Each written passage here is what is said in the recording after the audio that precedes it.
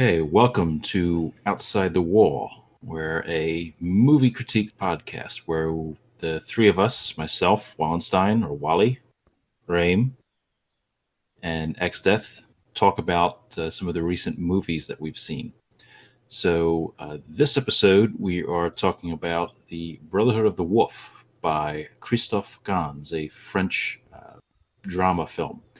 Uh, the film itself takes place in colonial Canada and revolves around the problems that the colony itself encounters with this monstrous creature that kind of in the beginning of the film is hinted as a werewolf, but then as the movie draws on, we find out the true nature of the beast. Um, I did enjoy this film. I found it a kind of change of pace from some of our other films that we've seen. A change of pace from the type of werewolf slash vampire movies that are out there. Uh, and those are kind of my initial thoughts. I think X Death, or we go to you? Yeah. Okay. I thought it was all right. It definitely got worse later on. That's something I'll get into. I guess we'll start with that actually. And there's kind of a reveal of a greater conspiracy surrounding the nature of the werewolf, which for me started to turn the movie into pretty much complete nonsense. And the major flaws that it had started to kind of reveal themselves in the last hour or so of the film. So it ended up being like a 2.5 hour long movie, I think, and I would say that it didn't need to be. It kind of felt like it lacked focus and was kind of going all over the place with sudden introductions of strange romantic and dramatic elements and plot elements like the character faking his death that made it slightly harder to follow. Just kept all cropping up in a short span of time that kind of took me out of the film, made me not enjoy it too much. It started to become very silly later on as well, which isn't entirely a bad thing, but I think the mix of tones wasn't really properly handled. So you got things like, normal conversation between French elites in the colonial era or slightly before the revolution on one hand, and then you got this guy running around with a sword that he stole off Ivy from Soul Calibur on the other hand. Mhm.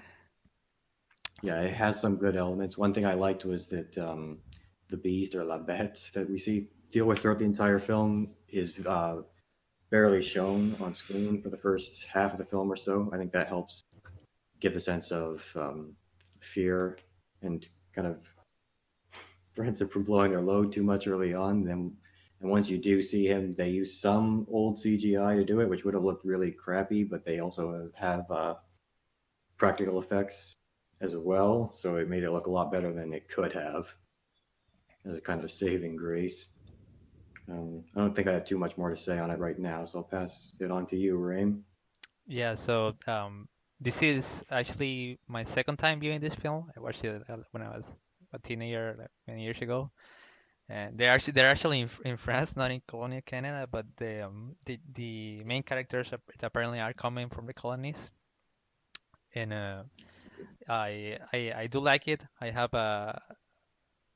an appreciation for it for its charm. It's a very swashbuckling action film, and I do agree that it goes off the rails towards the end because the conspiracy is very silly and that kind of breaks it down. The first half is especially strong. I do like the Jim Henson group did the apparently the model puppetry for the Beast.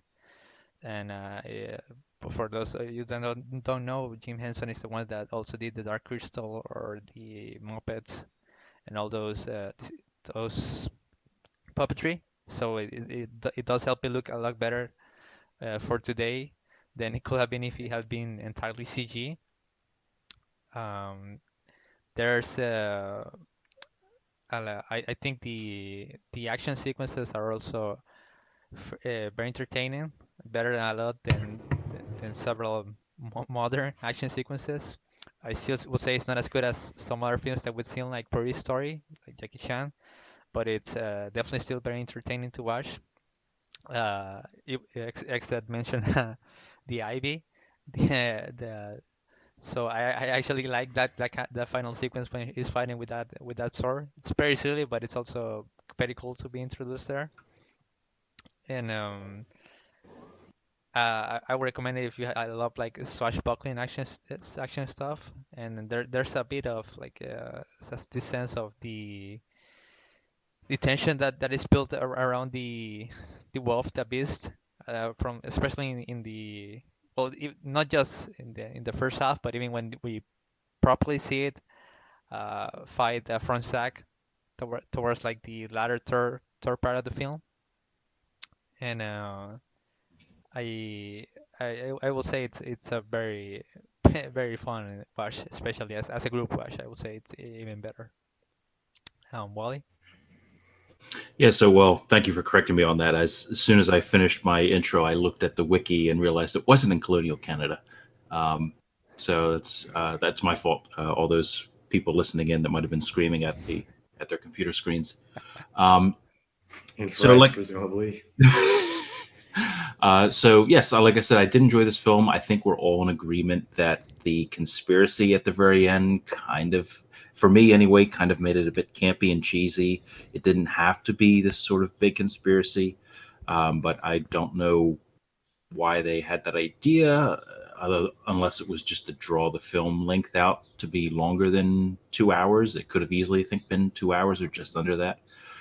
Um, but I did enjoy it. It's a different for me, like I said, it was a different take on kind of the werewolf vampire stories. The fact that it was set in France, which is not a setting that I've normally seen in movies, especially in this time period. Um, and I did enjoy the animatronics of the creature or the beast. There were some points though where there were some CG elements that kind of haven't aged well. But that doesn't deter, I think, from the whole film itself. I liked kind of the brotherhood that the main protagonist and his Iroquois partner kind of had, and there was this kind of mystery of his Iroquois partner and kind of whether or not um, he really had this kind of magical powers or if it was whether it's just superstition.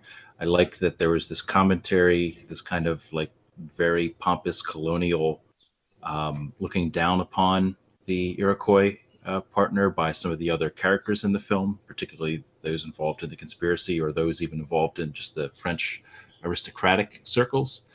Um, but yeah, I think, like I said, it's different change of pace. I enjoyed it up until that very end where they had to throw in the conspiracy that kind of made it feel more like some sort of Dan Brown novel than a standard werewolf movie. But yeah, that's pretty much my thoughts on it. Okay. Yeah. So um, I do like a lot the Mani character, even how he's used. And I remember that we watched I'm going to bring this movie once again, since this is our vampire werewolf fortnight. But we had watched in the past this interview with the vampire, and I remember that when we were watching it, I told Evil Dex that the main character, the Brad Pitt's character, is quite like the Paragon. That he's in I think he's in New Orleans if I remember correctly. He has this as a slave, this bunch of slaves in his field, and he just like frees them, and he's super progressive for his time, quite the perfect guy. And our main character from Zack, I would have said that it felt a bit like that at the start, but he makes very clear that he has like these like brothers in arms sense with Manet. And even then, from Zack isn't entirely a perfect character. There's the subplot when this new government official has arrived and takes charge to quote unquote destroy the beast, kill the beast. But he just catches a random wolf and asks for Zack to help him make up the lie that he has killed the beast, but he hasn't. And Franzak isn't really like that kind of flawless guy. He actually helps him and wallows about it afterwards. but it's nice to see that the guy isn't really that kind of that perfect. So that was something I think was a nice touch to his character that seemed to be a bit progressive and accepting of money. And I think they did well that kind of brotherhood, as you mentioned, between him and his partner.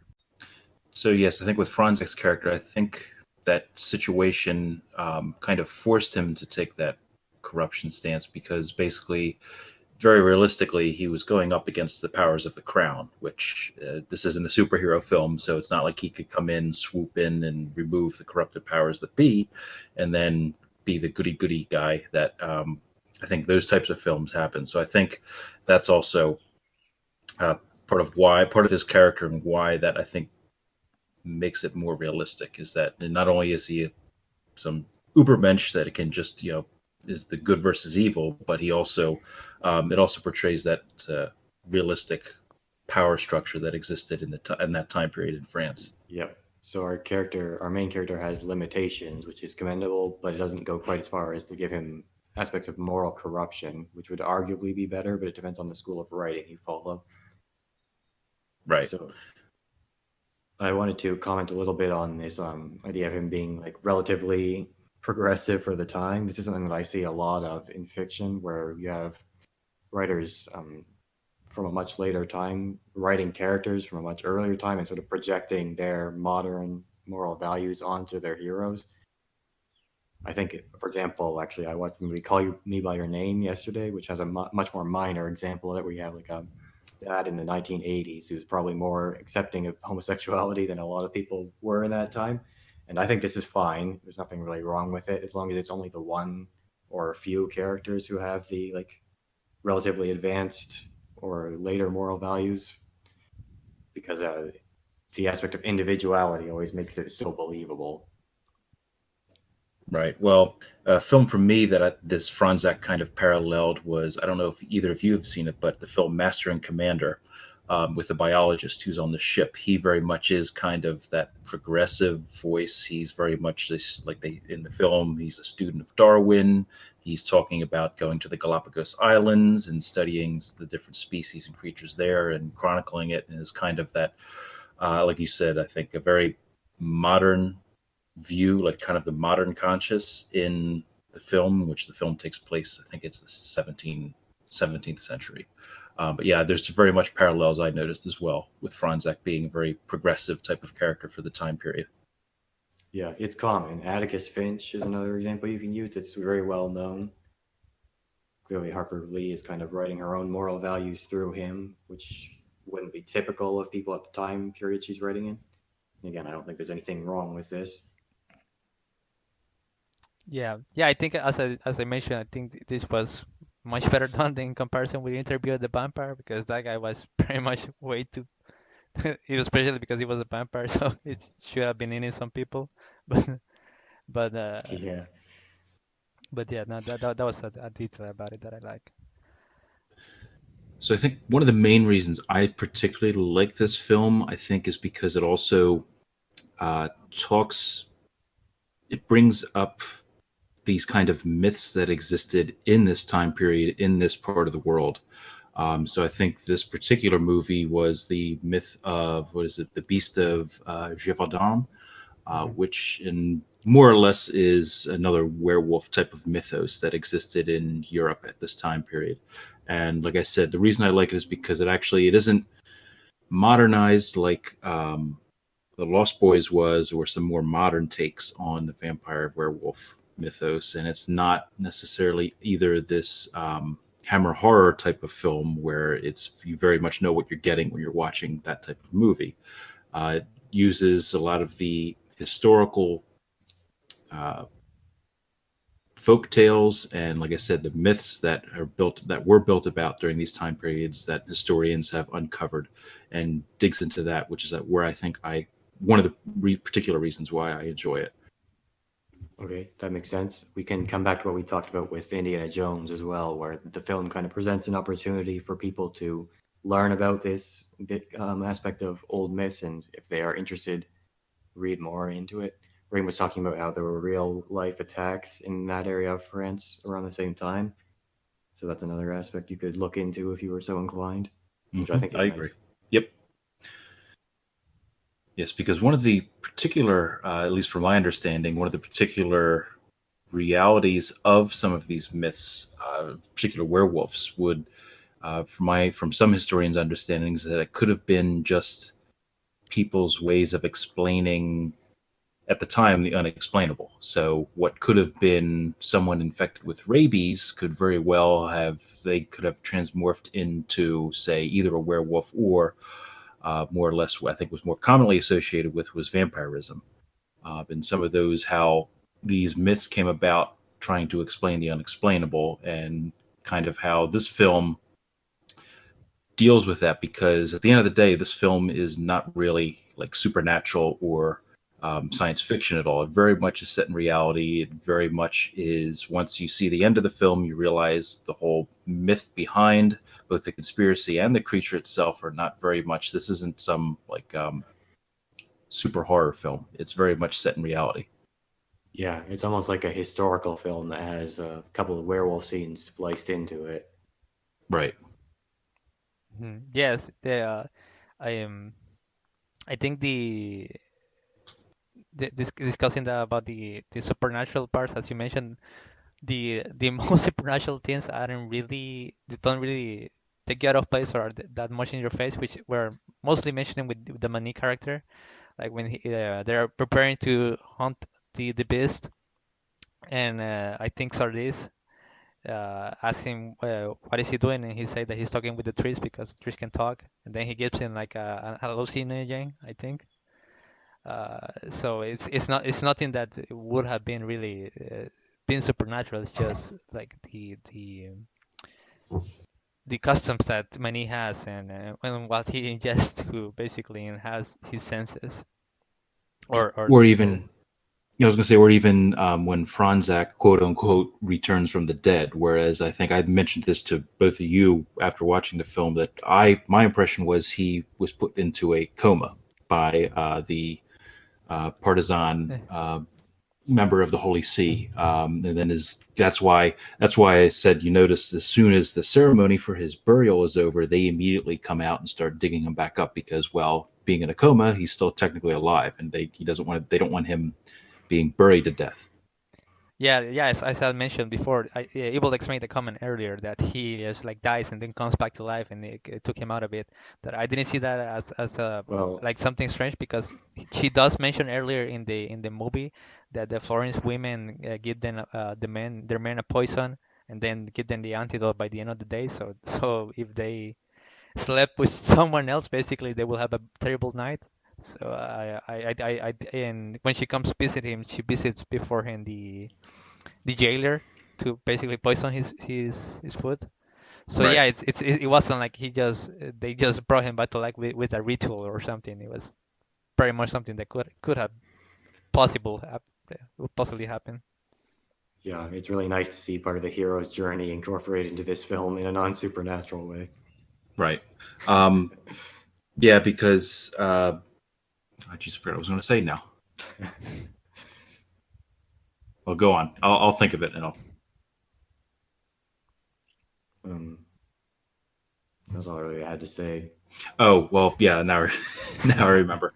So for me, really, the only strange thing about this movie was, in fact, the conspiracy. And maybe we can delve into that a little bit. I mean, to me, it was like I said, it was very much a typical, or felt like a almost Dan Brown type of conspiracy, where basically all the town leaders were behind it. Um, and how, I mean, me personally, if I were making the film, I would have probably toned that down. I probably wouldn't have made every single member of that town part of the conspiracy. I could easily see the priest being sort of this kind of power corrupted person who's trying to basically take his grievances against the papacy and against the other members of the Catholic Church. Um, that I could see being worked in, and him kind of being the mastermind. But the fact that it was like everyone else was hiding it and covering up all these atrocities in order for, I don't think even the movie really explains the reasonings that the rest of the people are behind it, other than just for power's sake. But yeah, that to me was the only really thing that kind of stuck out as being odd and kind of disjointed throughout it made the rest of the film feel Yeah, really like out of place. it actually reminded me of the movie Hot Fuzz, which did something very Yes, similar, Oh, but in a exactly. yeah, I was very also thinking comical about it. Yeah. context. As soon as that scene came up where they showed everyone behind the conspiracy, like this is like Hot Fuzz. Yeah. Yeah. Yeah, especially Hot Fuzz taking a poke at. Yeah, that's the same thing. I was thinking. Yeah, this is like Hot Fuzz, but I don't know if everyone has seen it, so I'm not going to mention it. But yeah, exactly that. It was everyone in town was in it, so that was kind of hilarious to see it. When Now we're gonna have to put up a spoiler warning for Hot Fuzz on this video. yeah, definitely. Well, I think it should go without saying that any kind of these movie critique podcasts are going to have spoilers, and not just Yeah. for the particular topic at hand. Yeah, but that I don't think Hot Fuzz is the movie that people would think when we're talking about Brotherhood the Wolf. So, Yeah, but and I doubt very much we would get angry comments that the plot of Hot Fuzz got spoiled. So yeah, I love Hot Fuzz. It's pretty fun. Yeah, I one of the other points that I when I look it again and I think this there's really not much reason for it, but like Vincent Cassel character, Jean-Francois, that he apparently is missing an arm because he was hunting, he said, and throughout most of the film he's hiding his arm, and then there's the girl that sees the man that has the beast, and we see scenes where he's like caressing the beast and with his deformed arm, mhm. and then Vincent Cassel at the end he reveals to his sister that that only the priest knew that he actually had his arm, but like up to that point there didn't seem to be like more reason for him to hide his arm except that perhaps someone saw him on the wild caressing the beast and like recognized that, oh, this is the guy with the lame arm, but it seemed really weird like for him to just hide his arm all the way, uh, Yes, because I'm sure like that's very uncomfortable.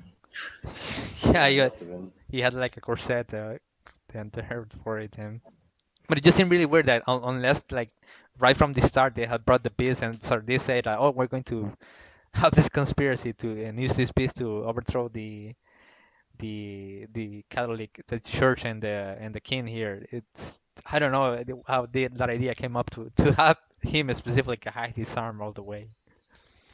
Yeah, I was disappointed by his character in general. I would say I thought he was pretty cool at first because he was still fighting with the one arm. There's something appealing about that, like the overcoming the disability, and just the missing arm kind of adds an extra sort of dimension to his character that I liked. But then as he goes on, he's like starting to have like his incestuous relationship with his sister, and Yeah, he pulls out the sword from Soul Calibur and stuff like that. I just didn't like him anymore by the end. yeah. Well, I think the sister part isn't that out of nowhere because he first basically makes sure that Franzak is in like on the bad side of her, and he's like, "You're not good enough for my sister," and he's very much clearly obsessed with her. But yeah, the yarn part is really just I don't know. I think I would have been better just to have him armless. It's ironic that the strangest parts of this film have nothing to do with the actual mythos that the story is based on. Yeah. Yeah, that's actually pretty well done, I say. But yeah, it just seemed silly and out of nowhere for him to hide his arm all the way. Okay, so what did you guys think about the framing device that was used in this film, where there's one of the surviving characters is writing about all the events that happened just before the French Revolution? I thought it was an interesting idea from a filmmaking perspective, but I'm not sure that it was used to its fullest extent because you don't see the early murmurings of the revolution too much in the like flashback, which would have been better and made it more cohesive in that way, I think. Yeah, I agree. That was kind of that itself was disjointed, where very much there was no murmurings of the revolution in the actual film. Whereas as soon as the retelling of that story is over, we go like right back into the revolution, right as the guy's about to be essentially be imprisoned and assumingly guillotined later. Yeah, probably killed. There's some really brutal stories about what the revolutionaries did to aristocrats during French. Like some really actually quite disturbing stuff that I heard in high school. Yeah, I think that part could have probably be removed. We could have said like Yeah, 10 minutes out of the movie because it, yeah, it it, could it doesn't really agree. like help just beside like the ending narrative when he says that he hopes that Fransac and Marianne are living happily ever after. Yeah, But you're right. It could potentially be removed the way that it was done at this point, and not really added anything. But I think what would have been even better is if they kept it and then again added those early signs of the revolution to sort of make a more cohesive structure. Even that, and that this type of framing, at least in my experience, is much more, there would be much more of a narrative going throughout the film where you would hear kind of this character Yes. narrating bits and pieces of the movie, where that doesn't happen here. It kind of, we start off with him beginning the flashback, and then immediately like cuts off. There's no other, well, actually I take that back. There was, I think, in the middle of the film when Franzac's Iroquois partner gets killed. I think there is a bit of narration in there, but Yeah, that's right. otherwise, it's very rare, which for me is odd for this type of framing or storytelling. yeah, especially because you'd assume it would be more like the perspective of Sardis then, but there are a lot of stuff that are actually like the perspective of Fransac, and Right. The point of view definitely changes. and yeah, it's if will probably help more his case if it had been Sardis seeing everything, but it didn't seem like that. Like when he states that when Fransac confesses to the courtesan that he actually made up a fake beast for the corrupt government official, but he didn't tell anyone else. So it's something like Sardis could have known. Well, that's a good point because there's some other things too. Like, what did Franzak say that he was purposely put in a coma and presumably exhumed and brought back to life? Like, how does the narrator know some of these things that the movie shows? That to me is another point I think it's worth criticizing. Yeah, especially because he says at the end that he didn't. I think he didn't see Fransac and Marianne after she recovers. So it's not like he could have, I don't know, had a long talk. Yeah, Yeah, I doubt you could have given Franzak could have given the narrator this 5 minute flyby of everything that happened. maybe just handing him his journal or something. Maybe, but I mean, I guess that we're leaving that up to our own imagination at that point. Yeah, this is kind of like the Detroit discussion we had before. We're using our own thoughts to fill in the plot holes that the author didn't bother filling. Yeah, yeah, no, that could have been removed or as it is. Yeah. No, I don't know if you have anything else to say. No, that pretty much covers it for me. Yeah, I can't think of anything else either. Do you guys want to call it now? Yeah, I think so. Sure.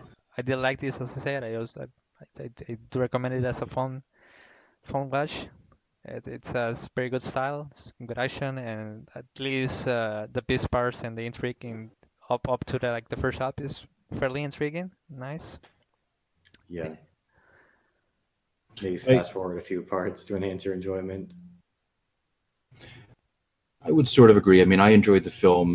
I would say I would recommend watching it, but don't let us talking about the conspiracy necessarily deter you from or anyone from watching it, because I think that doesn't really kill the film. It just kind of sours it towards the end. Yeah, I definitely wouldn't call this an essential film, but I agree with Rain that it could be a fun thing to watch with friends. Or if Right. you, like me, if you want to try to learn, pick up some French, you could watch it for that reason as well. All right, so that's probably all for this podcast. Join us next time where we'll be discussing the umbrellas of Cherbourg. See ya. Thank you. But